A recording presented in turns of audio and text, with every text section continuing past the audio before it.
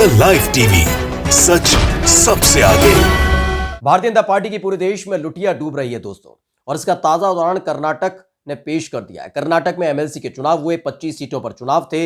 ऐसे में कांग्रेस और बीजेपी दोनों के प्रत्याशी आमने सामने खड़े हुए थे, लेकिन जिस तरह से कांग्रेस के प्रत्याशियों ने भाजपा के प्रत्याशियों को पटखनी थी, उसके बाद भारतीय जनता पार्टी के वो तमाम दिग्गज नजर नहीं आ रहे जो बड़े बड़े दावे कर रहे थे, मानो शुतुरमुर्ग की तरह रेत में मुंह छिपाए बैठे हुए। आज पूरा विश्लेषण करके हम आपको बताएंगे कि कर्नाटक में एमएलसी के चुनाव में हुआ क्या, कैसे हार का सामना करना पड़ा, कैसे शिकस्त हुई है, कैसे करारा झटका है भारतीय जनता पार्टी के लिए, और पूरे देश भर में कैसे भारतीय जनता पार्टी की लुटिया डूब भी रही है और खटिया खड़ी कर रही है जनता। ये तमाम विश्लेषण आज हम करने जा रहे हैं। नमस्कार, मैं हूं प्रज्वल गौतम और आप देख रहे हैं द लाइव टीवी। सबसे पहले बात करेंगे कर्नाटक की ताजा खबर वहीं से आई है। कर्नाटक में भारतीय जनता पार्टी को करारा झटका लगा है। भारतीय जनता पार्टी को करारा झटका इसलिए कह रहे हैं हम क्योंकि भारतीय जनता पार्टी सत्तारूढ़ है वहां, यानी कर्नाटक में भाजपा की सरकार है। बी मुंबई वहां के मुख्यमंत्री हैं।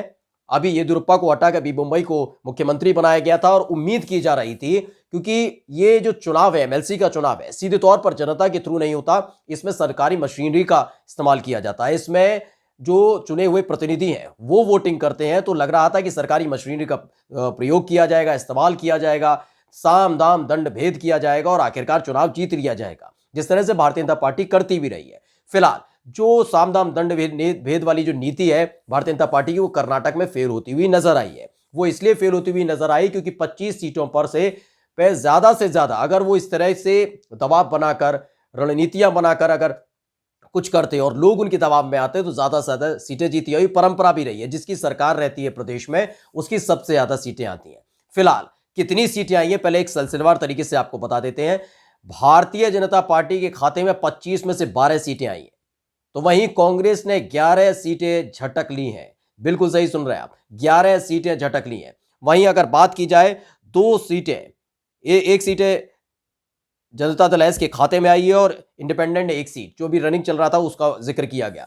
तो फिलहाल आपको बता दें कि इस तरह से 25 सीटों का ये पूरा डेटा है। ये डेटा अब आप कह रहे होंगे कि इसमें तो 12 सीटें भारतीय जनता पार्टी ने जीत ली, तो इसमें करारा झटका कैसे?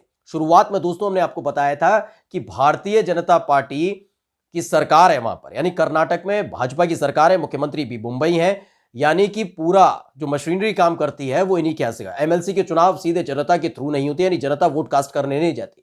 ये कौन करता है? जो चुने हुए प्रतिनिधि होते हैं, विधायक होते हैं, ये तमाम लोग होते हैं, ये चुनते हैं, विधान परिषद के लिए वोट कास्ट करते हैं। अब इसी काम में किस तरह से फेल होती नजर आई भारतीय जनता पार्टी, वो आप समझ सकते हैं, क्योंकि भाजपा से अब उन्हीं के लोगों का मोह भंग हो चुका है। यानी एमएलसी के वोटिंग के दौरान भाजपा के ही लोगों ने वोट कास्ट नहीं किया, कांग्रेस को वोट दे दिया, और यही एक वजह है जिसके चलते 11 प्रत्याशी कांग्रेस के जीत गए। यानी आंखों में आंखें डालकर भारतीय जनता पार्टी को उसकी हैसियत याद दिला दी कांग्रेस पार्टी ने, वो भी कर्नाटक के अंदर जहां वो सत्तारूढ़ है, जहां उनकी सत्ता चल रही है, उनका मुख्यमंत्री है, उनकी पार्टी सरकार में, वहीं पर उनको उनकी हैसियत याद दिला दी है। बता दिया है कि आने वाले विधानसभा चुनावों में जो 5 राज्यों में होने, वहां क्या हाल होगा जब आप एमएलसी का चुनाव नहीं जीत पा रहे। 25 में से 11 सीटें कांग्रेस पार्टी ने जीत ली है। ये इस तरह के हालात हैं। जिसके बाद अब एक ट्विटर यूजर है जिन्होंने ट्वीट किया, श्रीवास्तवा, उन्होंने लिखा भी है, आपको बता दें, उन्होंने लिखा है कि कर्नाटक एमएलसी चुनाव में कांग्रेस ने जीत हासिल की। कर्नाटक के इतिहास में पहली बार सत्ताधारी दल दूसरे स्थान पर वो बात लगा, ये पहले इन्होंने कर दिया था। बिटकॉइन मुंबई के दिन गिने चुने हैं। कांग्रेस 43,086 वोट, बीजेपी 36,750 वोट, आम आदमी पार्टी को 15 वोट मिले। इस तरह से कांग्रेस 11 सीटें जीती है, बीजेपी 11 सीटें हैं, जेडीएस 2 सीटें हैं, भारत जो निर्दलीय हैं वो 1 सीट जीते हैं, जो कांग्रेस की तरफ झुकाव रखते हैं, यानी 12 सीटें कुल मिलाकर हो गई है कांग्रेस पार्टी की। इस तरह का परिणाम निकलकर सामने आया। ये एक संदेश दिया गया है कर्नाटक की तरफ से, और जब से ये रिजल्ट सामने निकल कर आया है तब से अब दिग्गज नजर नहीं आते। जो कुतर्की प्रवक्ता बैठकर तमाम तरह के दावे करते नजर आते थे, वो नजर नहीं आ रहे। यानी शुतुरमुर्ग, जो मैंने शुरुआत में कहा, शुतुरमुर्ग की तरह रेत में मुंह छिपाए बैठे हुए हैं। और ये हार की शुरुआत कहां से हुई वो भी हम आपको बता देते हैं। आपको याद होगा, इससे पहले कर्नाटक का ही जिक्र कर लेते हैं कि कर्नाटक में ही इस तरह की स्थिति पहले भी बनी थी दोस्तों। कर्नाटक में आपको बता दें कि उपचुनाव हुआ था, और उपचुनाव जो अभी हाल ही में हुआ था, 2 नवंबर को उसका रिजल्ट भी आया था। वहां पर कर्नाटक में उपचुनाव 2 सीटों पर हुआ था, विधानसभा की सीटों पर, और दोनों सीटों पर अगर अब बात की जाए तो भाजपा क्योंकि ये उपचुनाव के लिए परंपरा है कि अगर जो सत्तारूढ़ पार्टी होती है उपचुनाव में उसी की जीत सबसे ज्यादा होती है, यानी उसी के प्रत्याशी जीतते जाते हैं। लेकिन हुआ यहां पर भी अलग ही। यहां पर कर्नाटक की 2 विधानसभा सीटों पर जो उपचुनाव हुए, जिसमें सिंदगी और हंगल सीट पर उपचुनाव हुए थे, वहां पर भारतीय जनता पार्टी का एक प्रत्याशी जीता और कांग्रेस पार्टी का एक प्रत्याशी जीता। यह आप अंदाजा लगा सकते हैं, क्योंकि लिटमस टेस्ट बताया जा रहा था। हाल ही में करारा झटका कर्नाटक में लगी चुका था भारतीय जनता पार्टी को। तो सिंदगी और हंगल सीट पर जो उपचुनाव हुए, उसमें एक सीएम बसवराज के लिए लिटमस टेस्ट जैसा था, क्योंकि हाल ही में उन्होंने येदियुरप्पा के इस्तीफे के बाद सीएम का पद संभाला था। इसमें सिंदगी से बीजेपी के हुस्नानुर रमेश बलप्पा ने जीत दर्ज की, तो वहीं कांग्रेस के अशोक मलप्पा मनागुली को हरा दिया था। तो वहीं हंगल सीट की अगर बात की जाए तो कांग्रेस ने जीत दर्ज की, जहां इसमें श्रीनिवास जो है कांग्रेस के प्रत्याशी, उन्होंने बीजेपी प्रत्याशी को हरा दिया। यानी कि सत्तारूढ़ पार्टी को लगातार करारा झटका लग रहा है। भारतीय जनता पार्टी पर न केवल उनके प्रतिनिधि थी, बल्कि उनके नेता वो भरोसा नहीं कर रहे, आम जनता भरोसा नहीं कर रही। क्योंकि कर्नाटक में नवंबर के अंदर ही 2 करारे झटके भारतीय जनता पार्टी को लग चुके हैं। एक 2 नवंबर को लगा जब उपचुनाव हुआ, जनता ने सीधे तौर पर खारिज कर दिया। तो वहीं दूसरा जो करारा झटका लगा वो उपचुनाव में लगा, यानी कि जो उनके अपने प्रतिनिधि है उन्होंने भी सीधे तौर पर खारिज कर दिया कि हम आपको पसंद नहीं करते।